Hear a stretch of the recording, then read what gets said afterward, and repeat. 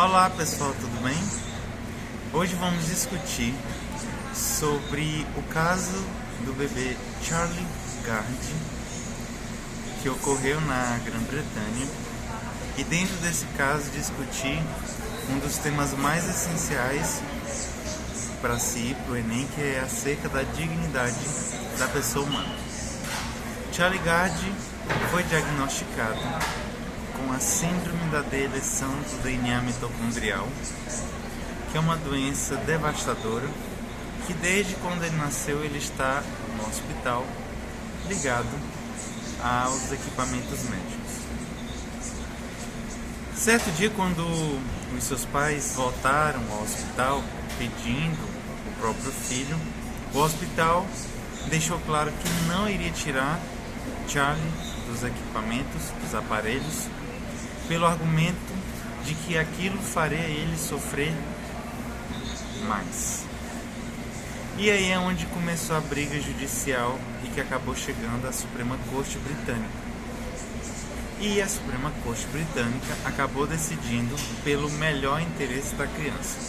Durante todo o vídeo é importante que vocês não se esqueçam dessa partícula melhor, que sempre eu estarei repetindo. Então, reiterando, a Suprema Corte Britânica decidiu que não poderia tirar Charlie do hospital por conta do melhor interesse da criança. E segundo esse princípio, o melhor interesse da criança estaria vinculado ao fato de evitar ao máximo mais sofrimento ao bebê. Depois do julgamento da Suprema Corte, o caso foi para a Corte Europeia de Direitos Humanos e novamente a decisão se vinculou a esse princípio do melhor interesse da criança, deixando claro que ele não poderia sair do hospital sob pena de sofrer mais ainda. A partir deste acontecimento, o que é que a gente pode refletir sobre este caso e daí fazer algumas reflexões a partir de alguns posicionamentos dos pensadores que aqui vamos utilizar. Sabemos que a dignidade da pessoa humana, ela se iniciou na filosofia através do filósofo alemão Immanuel Kant. Kant, ele rompe com a ideia aristotélica de que todo mundo tem uma finalidade neste mundo. A ideia de Aristóteles, vinculada ao telos do grego significa finalidade. Toda a justiça aristotélica está vinculada a esse telos, por isso a justiça aristotélica é denominada de justiça teleológica. Não se confundir com a palavra teológica, já que teo está vinculada a Deus. Então, teológica é diferente de teleológica. Do mesmo jeito, quando a gente estuda a hermenêutica dentro da área jurídica ou religiosa, extrair uma interpretação teleológica de um texto é saber a finalidade daquele texto. Então, justiça teleológica para Aristóteles é exatamente buscar essa finalidade que tudo no mundo tem. Então, copiando aqui o Clóvis de Barros, professor da USP, para Aristóteles, o sapo existe para sapear, o vento existe para ventar, Neymar existe para jogar e o canal existe para dar palestras. Ou seja, todo mundo tem uma função no mundo. Qual é o problema disso? É porque o Aristóteles usa isso para fundamentar a escravidão, quando lá na obra Política, no livro 1, ele deixa claro que a escravidão é tanto útil quanto justa por conta de que cada um tem um espaço no mundo. Então, do mesmo jeito que existiriam os escravos, e isso seria útil e justo, conforme Aristóteles propõe, os cidadãos livres seriam livres. Então isso dificulta a mobilidade entre os diversos estratos sociais e, no caso, foi o que facilitou o Aristóteles defender aquilo que existia na época, da mesma forma como ele defendeu que o macho tem uma superioridade natural em relação às fêmeas. E aí essa crença também baseia muito do que existe atualmente acerca dessa supervalorização do mundo masculino em relação ao mundo feminino. Mas voltando aqui acerca da dignidade. Quando Kant aparece na filosofia, ele consegue destruir essa ideia aristotélica porque ele defende a dignidade do homem. Não é do homem malhado, não é do homem gordo, não é do homem hétero, não é do homem branco, não é do homem negro, não é do homem deficiente ou saudável. É a dignidade do homem. E quando ele defende a dignidade do homem, ele está defendendo a ideia que ele vai propugnar lá no seu texto básico chamado Fundamentação da Metafísica dos Costumes, em que ele defende que o homem deve ser tratado apenas como fim em si mesmo e jamais como meio. E quando você trata o homem como fim, você não pode elaborar nenhum tipo de justificativa para poder usá-lo como meio. Então, quando você pega essa ideia kantiana de dignidade do homem e que vai promover uma mudança enorme na civilização ocidental, aí é onde você descobre por que o primeiro artigo da Grundgesetz alemã, que é a lei fundamental alemã, já que os alemães não chamam de Constituição, que aí seria Verfassung, logo no primeiro artigo da lei fundamental alemã, eles defendem: a dignidade do homem é inviolável. Por que vocês acham que os alemães se prontificaram a expor logo no primeiro artigo de sua Carta Fundamental essa proteção ao indivíduo? É exatamente aquilo que ocorreu no nazismo. Porque no nazismo existe uma desconsideração por esse valor humano, em que se criaram critérios para se diferenciar os seres humanos. E aí, no caso, quando você cria seres humanos para servirem como meios, você está retornando lá para valores que existiam na Grécia Antiga, de que existiriam seres melhores do que outros, e você acaba se esquecendo do posicionamento proposto por Kant. Então Hitler provavelmente odiava Kant quando ele defendia a dignidade do homem.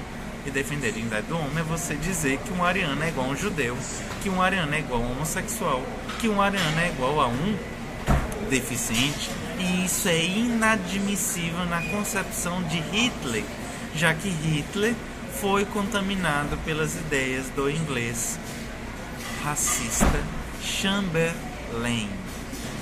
E aí, no caso, o grande diferencial do pensamento político de Hitler foi esse racismo exacerbado que ele implantou na Alemanha depois que ele chega ao poder em 1933. Então, essa preocupação da Lei Fundamental Alemã de propor no primeiro artigo de que a vida humana ela é inviolável, isso reverberou pelas constituições democráticas ocidentais, fazendo com que as constituições tivessem uma preocupação de proteger aquilo que os alemães chamam de Menschenwürde, que é exatamente a dignidade do homem, já que Menschen em alemão expõe essa ideia de humano, não apenas a ideia de homem, já que o alemão e o inglês eles fazem parte de um tronco de línguas germânicas e que Mensch se vincula muito à ideia de man no inglês, só que man no inglês é homem, só que o Mensch no alemão ele traz uma ideia maior, que é exatamente essa ideia de humano, e essa proteção do humano ela precisa ser exercida em todos os seus aspectos, já que aquilo que mais envergonha os alemães foi exatamente aquilo que ocorreu na época do nazismo. Então, extraindo essa ideia de Kant, voltamos agora para o caso de Charlie Gard acerca dessas decisões que foram proferidas tanto na Suprema Corte Britânica quanto na Corte Europeia de Direitos Humanos. Por quê? Porque muitas pessoas acreditam que essa desconsideração pelo ser humano, ela nasceu no nazismo proposto pelo Hitler. Mas a eugenia, palavra criada por Francis Galton, primo de Charles Darwin, do grego bem, eugenia, nascido, bem nascido, foi uma ideia criada em 1883 pelo Galton, já que Galton, influenciado pela seleção natural, para ele dizia o seguinte: a seleção natural é muito devagar para poder selecionar aquilo que é importante. Por que nós, seres humanos, não podemos acelerar todo esse processo? Fazendo, por exemplo, uniões entre grupamentos humanos que são mais valiosos. Então, quando Galton elabora essa ideia de eugenia, ele está defendendo exatamente a ideia de que seres humanos valiosos possam nascer desses cruzamentos, e tudo aquilo que não presta, todos aqueles seres humanos que apresentam genes indesejáveis, merecem ser extirpados da sociedade. E muitas pessoas acreditam que a eugenia apareceu pela primeira vez na Alemanha, e não, nasceu nos Estados Unidos. O primeiro estado norte-americano a admitir ideias eugênicas foi o estado de Indiana. O estado de Indiana, em 1907, adotou as primeiras leis de esterilização compulsória. Depois disso, mais de 20 estados adotaram, e no ínterim, entre 1907 até o caso chegar à Suprema Corte norte-americana em 1927 para decidir sobre a constitucionalidade dessas leis, mais de 60 mil norte-americanos foram esterilizados compulsoriamente. E que tipos de pessoas foram esterilizadas? Miseráveis, criminosos e deficientes mentais. E aí, no caso, quando o caso chegou à Suprema Corte, algo chamou a atenção, porque um dos maiores ministros que a Suprema Corte já teve, chamado de Oliver Wendell Holmes, num voto histórico, ele proferiu a ideia de que 3 gerações de imbecis já eram bastante. Se referindo a quem? A Carrie Buck. Todo caso que chega à Suprema Corte dos Estados Unidos tem esse modelo, uma parte versus outra. E o famoso caso que chegou à Suprema Corte é o caso Buck versus Bell. Siddhartha Mukherjee, que é um indiano que ganhou o prêmio Pulitzer por ter escrito Imperador de Todos os Males, que é uma biografia do câncer. Depois ele fez uma biografia sobre o gene. No livro que ele escreveu sobre a biografia do gene, ele dedica ao pai e a Buck. E a Buck era uma jovem de 17 anos, que estava grávida, que já havia recebido o diagnóstico de um transtorno mental e que já havia sido compulsoriamente levada a um hospital na Virgínia. E aí por isso o caso chegou ao Supremo para saber se essas leis de esterilização compulsória eram constitucionais ou não. E por incrível que pareça, a Suprema Corte decidiu pela constitucionalidade dessas leis, e foi no voto do Oliver Wendell Holmes, se referindo a Buck, a sua mãe e a sua avó, que ele declarou: 3 gerações de imbecis já é o bastante. Lembra-se da palavra melhor que eu pedi para vocês se lembrarem lá do que foi julgado pela Suprema Corte Britânica acerca do caso do Charlie Gard, e depois que chegou à Corte Europeia de Direitos Humanos, pois ele usou da mesma forma que seria melhor para o Estado norte-americano, que ao invés de você esperar que algum dia você tivesse que matar alguma prole de degenerados, obviamente se referindo à pena de morte quando alguém cometeu um determinado crime severo, ele se referiu também à questão de pessoas com transtornos mentais. Para que deixar pessoas com transtornos mentais se difundindo por aí, se você pode resolver o problema esterilizando-as? Então, neste ponto, um dos juízes mais inteligentes de todo todo o tempo, né, que a Suprema Corte já existiu, ele proferiu essa frase que o Mukherjee elenca e separa com um dos capítulos do seu livro, entre aspas, 3 gerações de imbecis já é o bastante. E esse é o critério usado para qualquer pessoa que defenda uma ideia de eugenia. Já é o bastante você já ter na nossa sociedade pessoas inúteis. E pessoas inúteis sempre serão aquelas pessoas estigmatizadas, ou criminosos, ou pobres, ou prostitutas, ou deficientes mentais, ou como o Hitler ainda aumentou, idosos, LGBTs e por aí vai. Então, quando você pega a decisão sobre Charlie Gard, você lembra desses casos, todos recordados pelo professor de Harvard, Michael Sandel, numa obra intitulada Contra a Perfeição, a Ética na Era da Engenharia Genética, que todos vocês deveriam ler, já que ele vai contar tudo isso de uma forma bem didática e que ele expõe esses acontecimentos e que também ele vai lembrar através de um trecho do Mein Kampf, do livro do Hitler, Minha Luta, em que parece que nem é o Hitler que está falando, porque o Hitler expõe a ideia de que um dos atos mais humanos seria evitar o sofrimento dos deficientes extinguindo-os. Olha que legal, ideia interessante. Você quer diminuir o sofrimento da outra pessoa matando-a. E qual é o perigo da decisão da Suprema Corte de ter tido aquele conteúdo de tentar diminuir o sofrimento do bebê e da decisão da Corte Europeia, que se diz Corte Europeia de Direitos Humanos? É que a preocupação é tanta por um bebê não sofrer que você se lembra de quem? Do texto do Hitler. Então é exatamente essa preocupação com alguém não sofrer é que nos traz à tona a ideia veiculada por Immanuel Kant acerca de que o homem jamais deve ser tratado apenas como meio, mas apenas como fim em si mesmo. E elaborando esta ideia, quero deixar para vocês algo que vocês jamais devem se esquecer pelo resto da vida, que é um livro de um dos maiores filósofos do direito do século XX, norte-americano, que morreu em 2012, Ronald Dworkin. O Dworkin, no livro Aborto, Eutanásia e Liberdades Individuais, tem um capítulo magistral intitulado O que é Sagrado.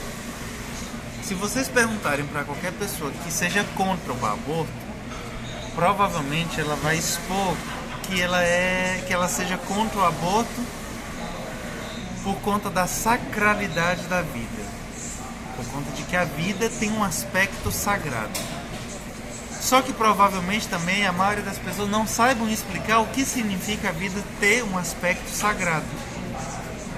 E aí, no caso, vale a pena lembrar esse posicionamento de Dworkin, porque neste capítulo ele vai fazer uma diferença magistral sobre 3 formas de nós valorizarmos as coisas.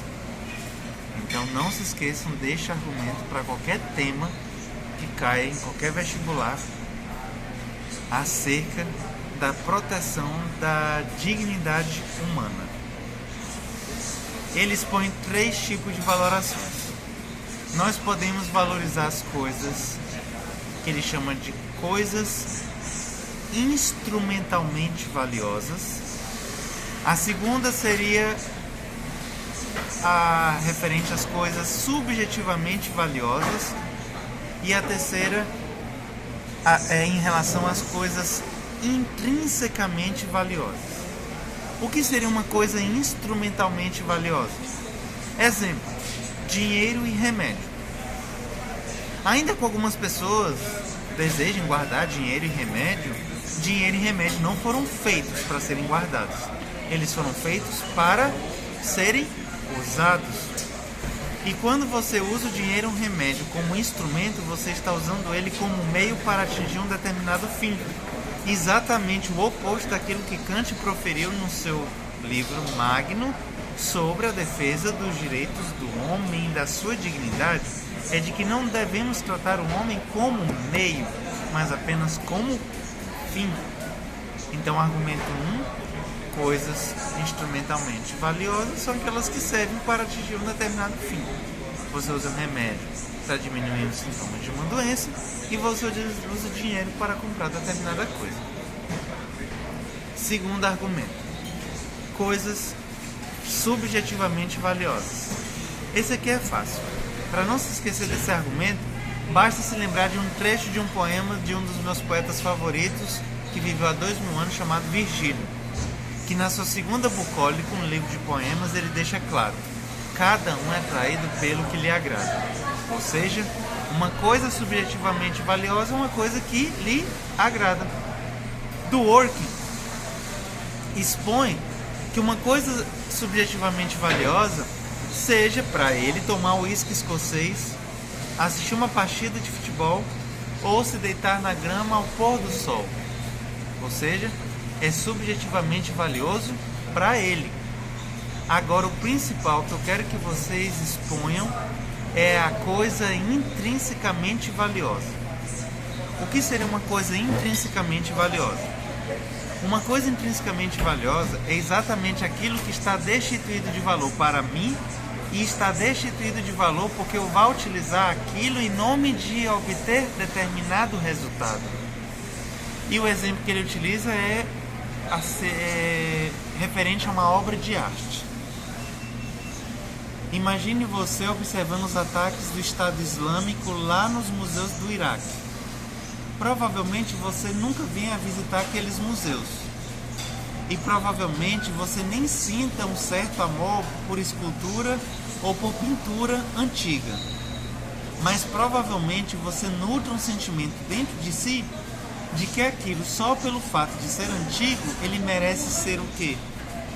Preservado. E por existir esse sentimento de ser preservado, é que ele não é valioso para você, porque você não tem interesse nenhum por arte, então não é uma coisa subjetivamente valiosa, e nem é instrumentalmente valiosa, porque você não vai utilizar aquilo para obter determinado fim. Então, algo intrinsecamente valioso é algo que é destituído de utilidade para se obter um resultado, e ele não tem um valor para si porque você está pouco se lixando para ele. Voltando novamente para Kant, é algo que serve apenas como um fim em si mesmo. Algo valioso, algo que tem um valor intrínseco, é algo que eu não ganho nada com ele e é algo que não me faça bem. Simplesmente é um valor envolto e preso àquele objeto. E é a partir dessa concepção de um valor intrínseco que ele delineia o valor do que seja sagrado. Uma vida humana, ela não pode ser destruída, não é porque o bebê está sofrendo muito, não é porque eu gosto daquela ideia. A vida humana, ela precisa ser preservada porque tem um valor intrínseco. E só por ostentar um valor intrínseco é que nenhum ponto precisa ser mitigado em vistas de se obter algo. Então, se você defende uma coisa intrinsecamente valiosa e você defende que a vida seja um exemplo de algo intrinsecamente valioso, você jamais seria a favor do aborto e nem seria a favor da pena de morte. Porque muitas pessoas são contra o aborto e a favor da pena de morte ou vice-versa. Só que se você pensa a proteção da vida como um princípio, princípios não podem ser flexibilizados porque eles deixam de ser princípios.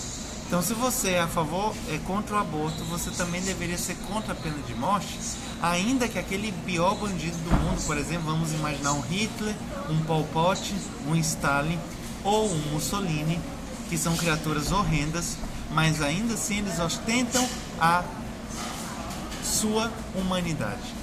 Pode colocar prisão perpétua, pode mandar para uma ilha, mas jamais dever-se-ia defender a morte de alguém, porque se você o fizesse, você estaria se assemelhando àquele que matou tantas pessoas e que foi tão sanguinário.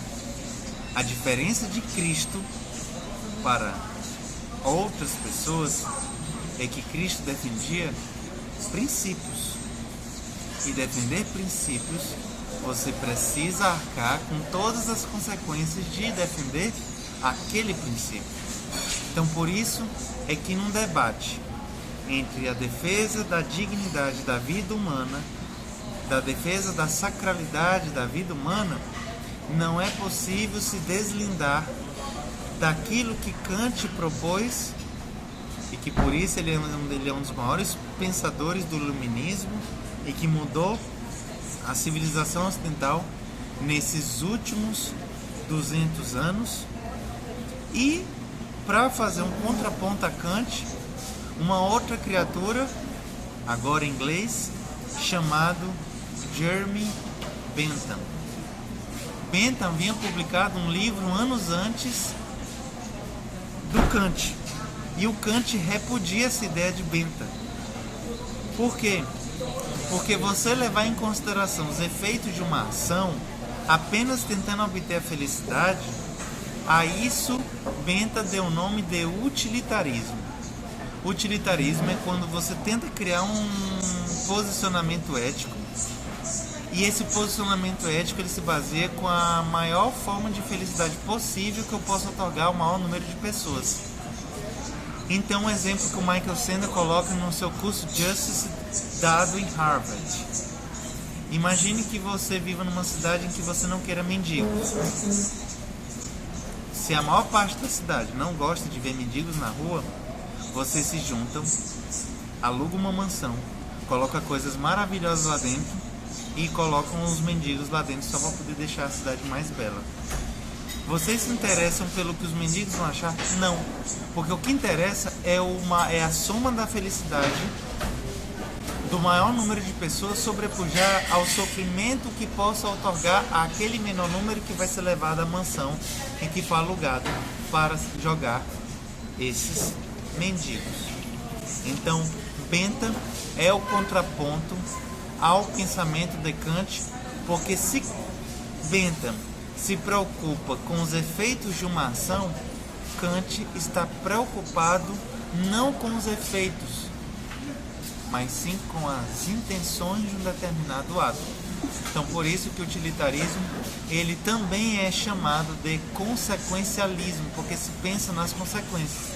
Então, se você vê a decisão da Suprema Corte Britânica e da Corte Europeia de Direitos Humanos acerca do Charlie Gard, e de que eles estão preocupados com o melhor interesse da criança, e esse melhor interesse da criança está vinculado à outorga de menor sofrimento àquele bebê, os juízes, eles se vincularam a Kant ou a Bentham? Fica muito claro que eles se vincularam a Bentham, com as consequências do que aquele ato traria para a criança.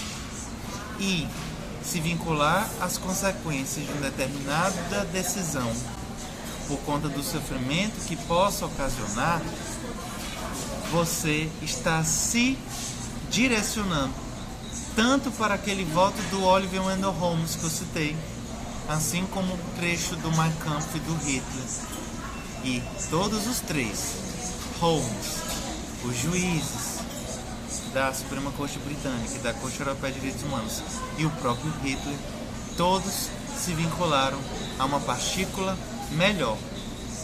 E observando tudo isso, dessa busca pelo melhor, dessa busca de não trazer sofrimento a ninguém, faz nos lembrar de um dos maiores clássicos do século XX de literatura e de distopia, que foi o maravilhoso Brave New World, publicado em 1932, do Aldous Huxley, que ele imaginou uma sociedade totalitária e que, numa tradução em espanhol, se chama um mundo feliz, ou seja, o próprio Estado daria uma droga chamada soma para que as pessoas vivessem anestesiadas, só para que elas não sofressem.